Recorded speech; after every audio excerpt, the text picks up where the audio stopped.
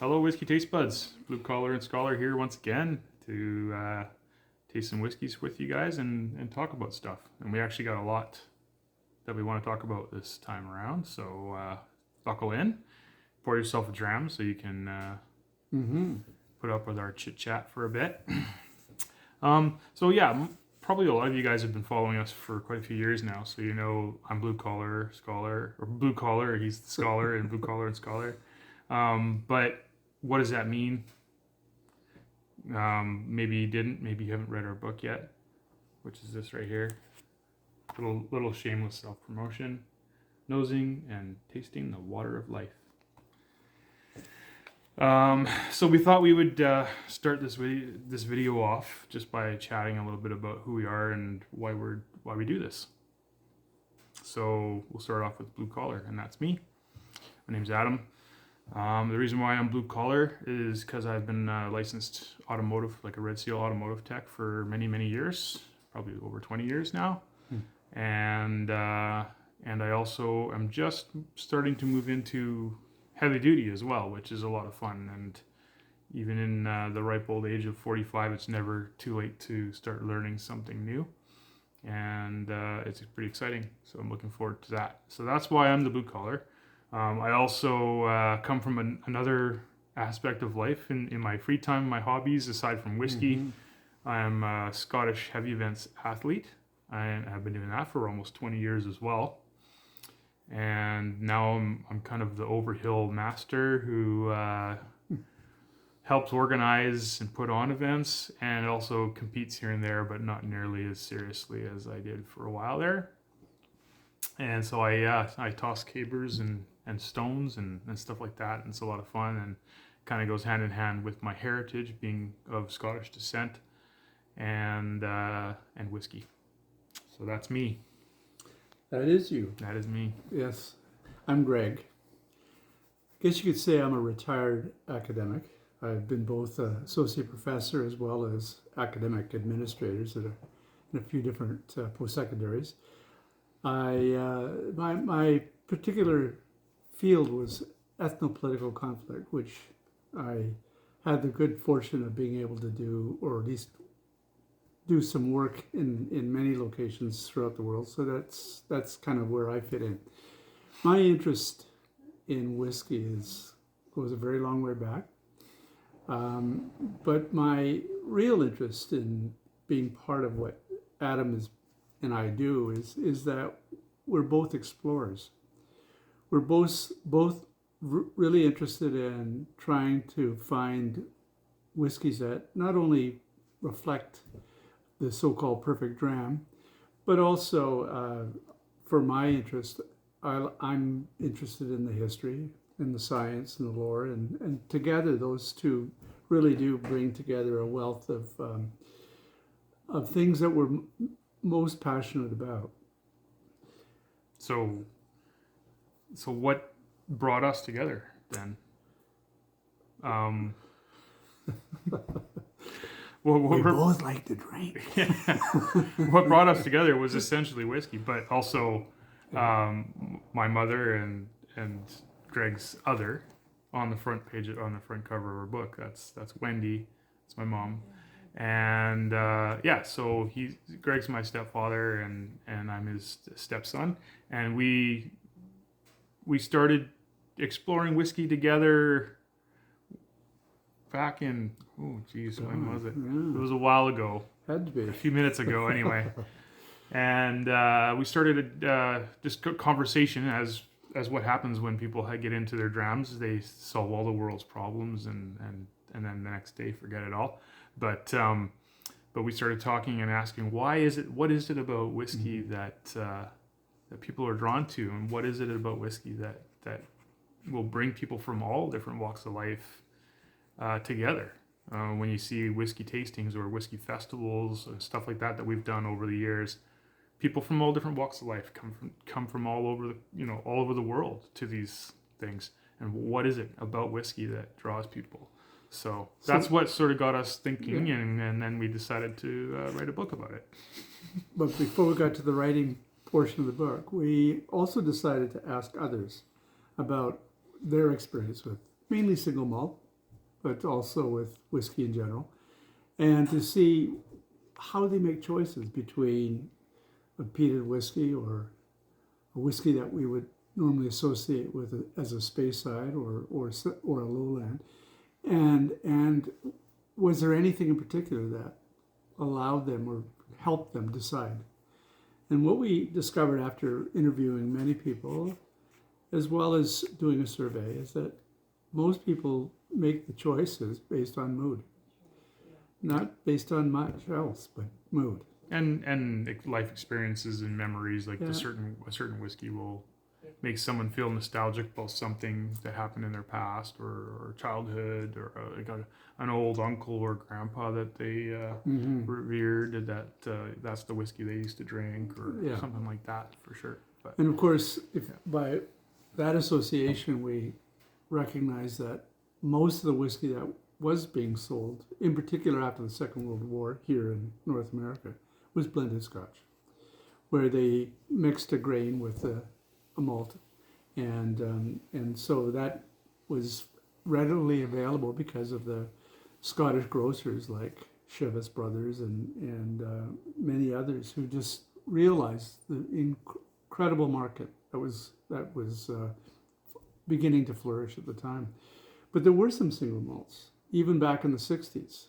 And I think we're going to try one of them tonight, I understand. And but they're speaking also... of, I'm actually getting a little thirsty, so Okay, let's start. we should probably get to the first whiskey. Okay. But before we do, I forgot my notes, so I'll be right back. If you could just play some elevator music or something.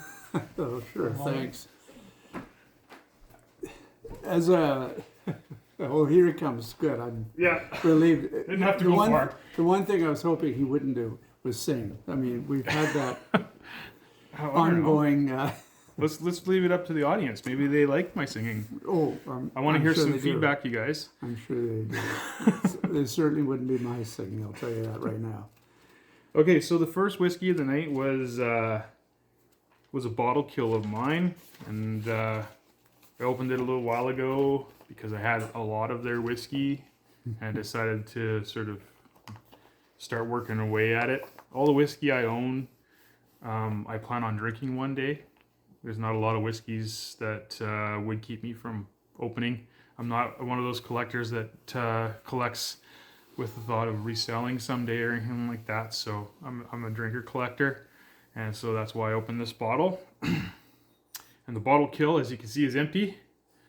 Is Shelter Point, Smoke Point, and this is batch number 2. And so Shelter Point whiskey, as some of you or most of you might know, has definitely grown in notoriety over the years as a beautiful BC Canadian craft whiskey here, made just across the water here on Vancouver Island. This particular whiskey is number 270 of only 1,500 bottles, so pretty small batch in the whiskey term of things. And the ABV? And the ABV is 50% ABV. And here it is in the glass. Looks a bit darker today than when I originally made my notes. It's the lighting in the room. It must be the lighting in the room. I have written down as a golden straw color, but like I said, it looks a bit darker than straw to me tonight. So I'm not sure what's going on there. This is a pretty special whiskey. This was made quite a while ago. I've have pretty tight ties with Shelter Point Distillery, and over the years, it was like a second home to me at one point, and I was like actually almost started working for them at one point. But good friend of mine used to be one of the distillers there. He's since moved on back to Scotland to be distillery manager at a distillery in Scotland. At Tamnavulin. Tamnavulin, yep. Leon Webb, if you're watching, cheers to you, sir. And this would have been one of the whiskeys that I think he played a part in. So yeah, origin Canada, BC. And this cask type, I believe, so this was an ex-bourbon cask for 5 years. And then they moved that into ex-Lafroig quarter cask for 18 months. Show me your notebook. This is So actually, yeah, so I'm referring to my whiskey. This is my whiskey journal, and we've actually had these made up a while back.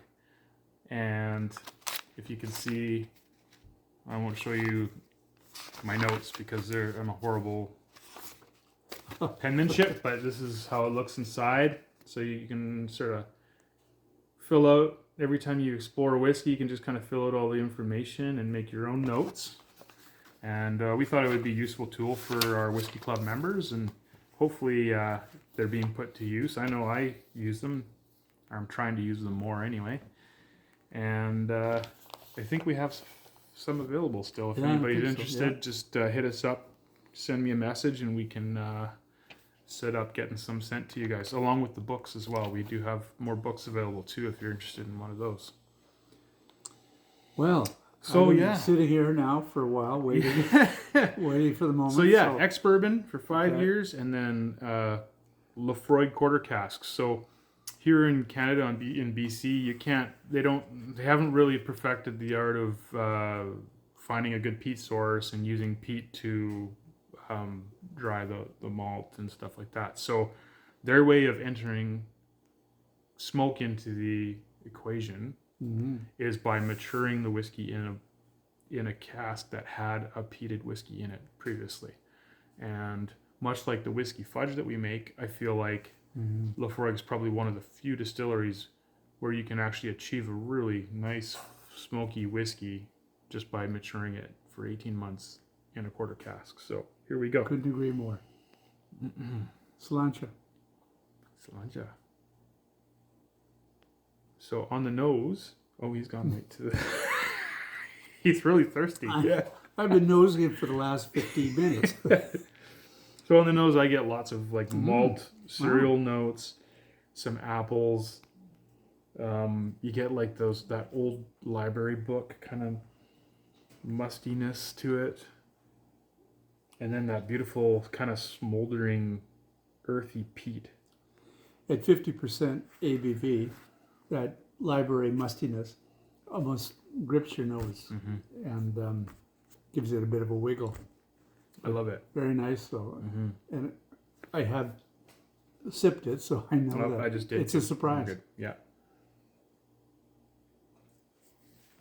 So yeah, on the palate, again, smoky vanilla, oak spices, a little bit of citrus, and definitely some maritime notes in there, like some salt in there, like a smoked sea salt. Yes, and there's a kind of a dryness, which is interesting because the finish seems to be long, but it's not oily, it's not buttery, it's not anything other than, for me, it just holds you in this kind of a dry state, almost like I don't know what it's. Yeah, it's not. Like. It's not like a. It's not like super drying. Like it doesn't make your. Like it's not tart. You're not puckering. Yeah, but I think I know what you're saying. Yeah, but there's that. Yeah, I would say the finish is definitely long. Yeah. I have my notes here, medium to long, but no, I'm going to say no. It's definitely long. Yeah. And it's just kind of that gentle smoke that kind of, like when someone's having a beach fire, like way down the beach, and you can smell it.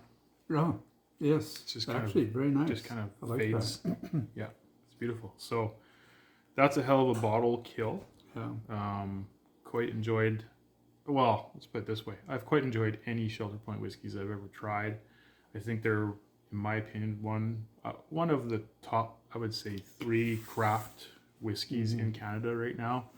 And if you ever get a chance to try any of their whiskeys, I would say go for it. Especially, I'm a bit nostalgic because I haven't purchased a lot of Shelter Point whiskey recently, but the older stuff, they did some really cool, innovative stuff, and were worth trying out. So, speaking of Shelter Point, we've invested in casks. We have, and in fact, coming up very soon, I'm going to be going over to Shelter Point to visit them for our annual cask visit. So our Whiskey Club has 3 casks with Shelter Point sitting in their warehouse. And I think as of this year, I think all 3 of them are officially whiskeys. Oh, they passed the 3-year I mark. believe so.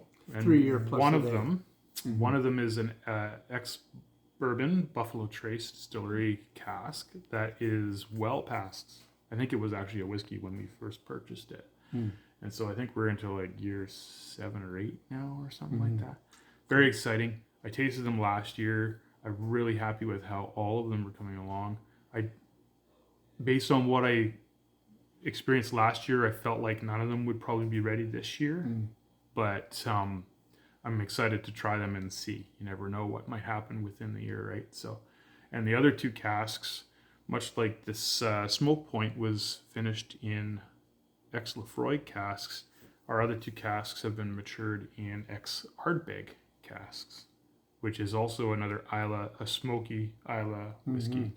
I believe it was probably Ardbeg 10 that was previously in those Beautiful casks. whiskey. So, Yeah. which is A one of my classic, all-time yeah. favorites. So, very excited about all 3 of those casks, and I don't know if I'll do like a full-on production video of that visit, but I would like to maybe try and do something like that. So, stay tuned for that. I'll give you guys a little bit of maybe a little distillery tour and maybe a little footage of inside the warehouse would be kind of fun.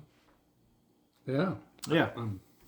I'm excited. Yeah. So that was our first whiskey of the night. I hope you guys enjoyed. Well, I hope you guys enjoyed watching us drink it. And if you have one on your shelf that you've been thinking about opening, go ahead and open it. Let me be that little devil on your shoulder.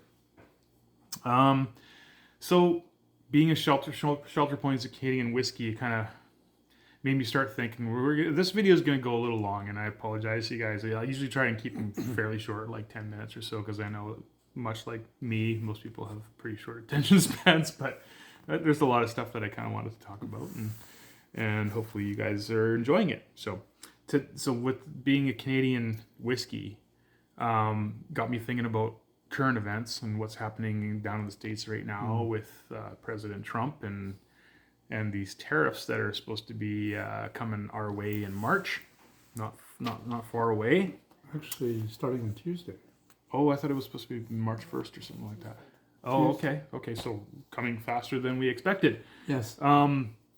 So there's an underlying movement that I've been seeing in social media and stuff like that to, support Canadian businesses and try and buy Canadian products and stuff like that. And so, again, if you are curious about Shelter Point, but any Canadian whiskeys, I'm going to try and feature more of them, and you guys can decide to try them out and see if it's something you'd like.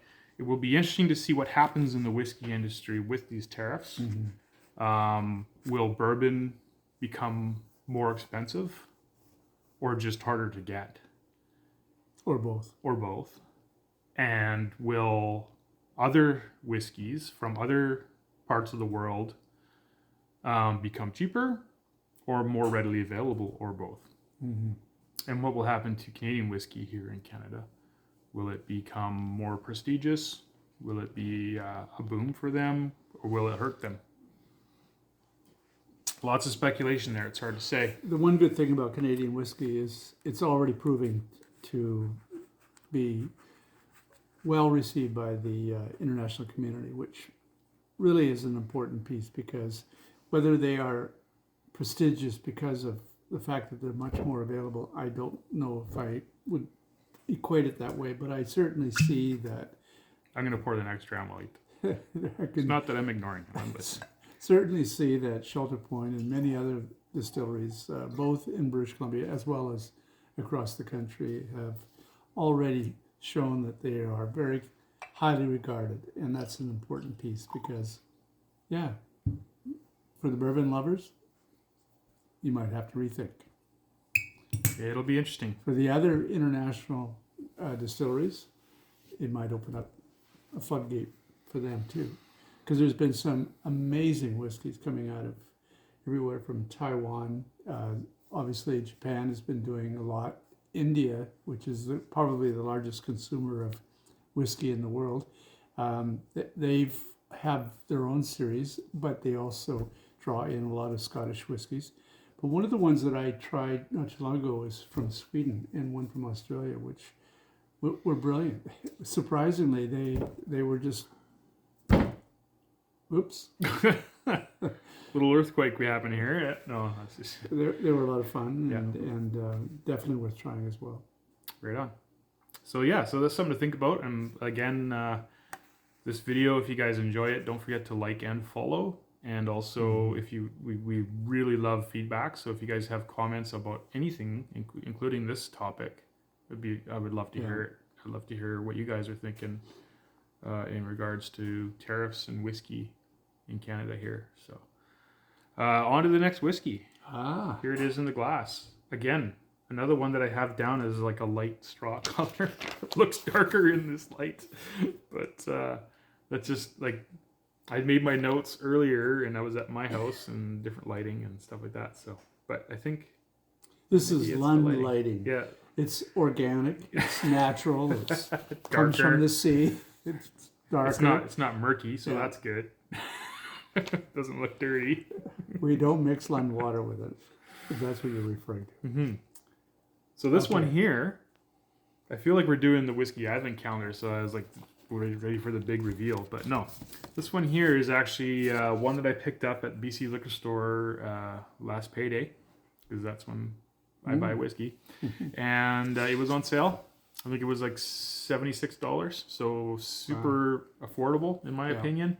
And also in my opinion, I think it hits a little bit higher above its pay grade. So this is a Glen Grant 12-year-old. Glen Grant has been around since the 60s. I mean, back in the 60s, they were the most popular single malt as well as blended whiskey in the world. That's pretty big. That's a pretty big feat when you think about some of the big hitters out there. And there was Glenfiddich that showed up and through their marketing were able to create a huge presence in the U.S. But Glen Grant, for all the reasons I'm sure that are equally important in the world, Italy was the big consumer. Yes. To the extent that it was eventually purchased by Campari and continues to be extremely important.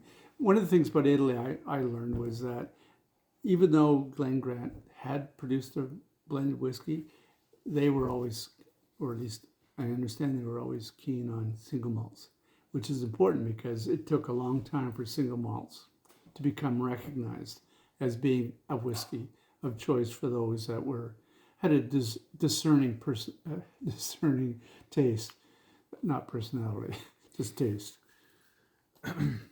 Yeah. So Glen Grant, like I said, most people have probably seen it on the shelf. Maybe they pass it over. I think I often pass it over because of how affordable it is. Sometimes I assume that maybe it's not great, but time and time again, every time I go back to Glen Grant, I'm so blown away by how the quality of this whiskey. And is it a super complex whiskey at 12-year-old? Not really, but there's some really good notes in here, and even more so, one of my, I would say, maybe top 10 favorite whiskeys right now. Really? Which is not 12, the 15, the Grant, the Glen Grant 15-year-old is one of my favorites, because I always take affordability and accessibility into account when I talk about what my favorite whiskeys are. And Glen Grant 15, it's bottled at 50% ABV. It's wonderful. The Glen Grant 12 bottled at 43% ABV, which is still a little bit higher than the typical 40%. So I get some props to that. Just a footnote to this: the master distiller is Dennis Malcolm, and Dennis is probably one of the few, if not only, distillers that was actually born at the distillery back in 1946. And when he was 16, he started working at the distillery and has been there ever since. So, Dennis McCallum, thank you for your contribution, because this is a very fine whiskey. It is. And I love the fact that it's in an affordable price range. Absolutely. So more people can enjoy it. It's definitely one that I would pick if I was hosting a dinner, Yeah. and I knew there was people that were curious about whiskey but weren't whiskey drinkers. Mm-hmm. I would definitely have this one in Yeah. the lineup for sure. Yeah. Thanks for bringing this one, by the Yeah. way. I Yeah. forgot what it's like. And It's a really Speyside appreciate it. whiskey. Yeah. As far as regions go, and on the nose, I get huge fruit right off the bat. Mm-hmm. When you start putting your nose to that glass, I get oranges, huge pears, lots of pears, a little bit of lemon, vanilla, and some fudge in there even. I always rely on him for those tasting notes. It's funny though, because a lot of people are really intimidated about coming up with tasting notes. But you have to. It's part of the whiskey journey. You have to learn to trust your nose and trust your palate and just follow it.